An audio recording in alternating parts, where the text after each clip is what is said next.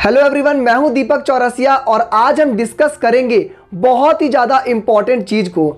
देखिए, board examination cancel हो गया है और अब आपके मन में एक क्वेश्चन तो जरूर आता होगा।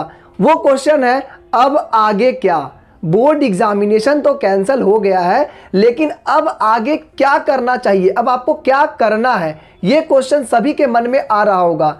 देखिए, कुछ बच्चे तो ऐसे हैं जिनको ऐसा लग रहा था कि पास होना भी मुश्किल है, उनकी स्थिति डमाडोल थी।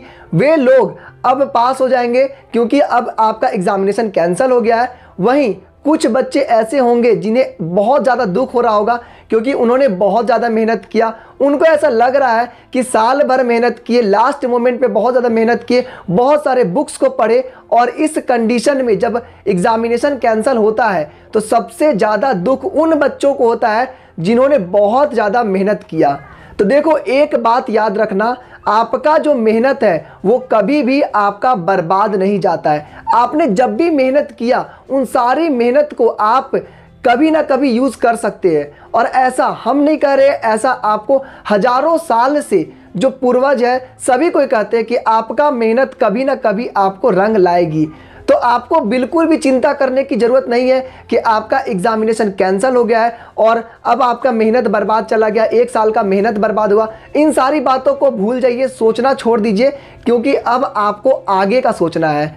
तो जो सबसे बड़ा क्वेश्चन आपके माइंड में आ रहा है कि अब आगे क्या किया जाए, तो यहाँ पर सबसे बड़ा जो आपका ज़िंदगी में मोड़ आने वाला है वो है साइंस, आर्ट्स और कॉमर्स। ये तीन सब्जेक्ट, ये जो तीन स्ट्रीम है, इसमें चुनने का जो सबसे बड़ा प्रश्न आता है वो आपको सबसे बड़ा क्वेश्चन आएगा अभी। तो देखिए, अभी आपके पास जो समय मिल रहा है दोस्तों, उसे आप एक्सप्लोर करने में बिताइए। एक्सप्लोर इन द सेंस होता क्या है कि अभी आपके पास बहुत ज़्यादा समय है। अब आप गोल ओरिएंटेड सोचिए। होता क्या है कि बहुत सारे बच्चे अभी से आर्ट, साइंस, कॉमर्स चुन करके बैठ लिए होंगे, लेकिन ये गलत तरीका है। अभी आपको करना क्या है, आप 5 साल 10 साल के बाद कहाँ पर होना चाहते, किस मोमेंट पे होना चाहते, किस जगह पर होना चाहते, उस चीज़ के बारे में सोचिए और उस सब्जेक्ट में क्या क्या आपको पढ़ना होगा, क्या क्या आपको चीज़ें चाहिए होगी, उसके बाद अपना जो स्ट्रीम है उसे डिसाइड करिए।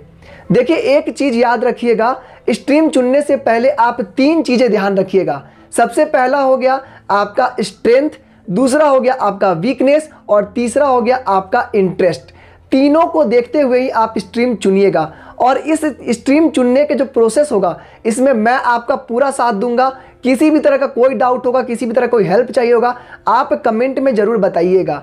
यहाँ पर दोस्तों एक बात याद रखिएगा, जो आपके पेरेंट्स है, जो आपके जो नेबर है, जो आस पड़ोस है, वो उनकी बातें तो बाद में आएगी।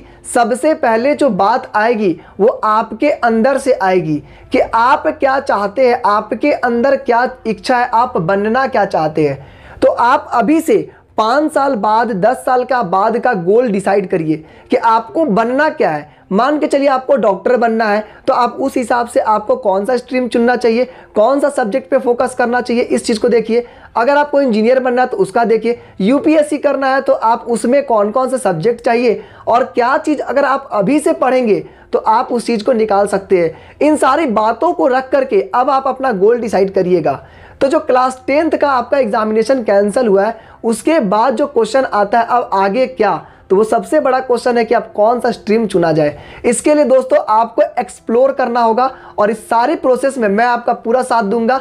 कमेंट में बताइएगा आपको किस तरह का आपको कंटेंट चाहिए, कौन से स्ट्रीम के बारे में डिटेल्स में चाहिए कि उसको पढ़ने के बाद आप आगे चल करके क्या क्या कर सकते हैं, क्या कुछ नहीं कर सकते, सारी डिटेल्स मैं पूरा प्रोवाइड करूंगा। दोस्तों, आज के इस वीडियो में बस इतना ही। जो रिजल्ट आया है, जो भी आपका गवर्नमेंट की तरफ से जो भी ऑर्डर आया है उसको एक्सेप्ट करिए, किसी तरह का कोई डाउट मत रखिए। अब आपका जो भी होगा अच्छा होगा। All the best.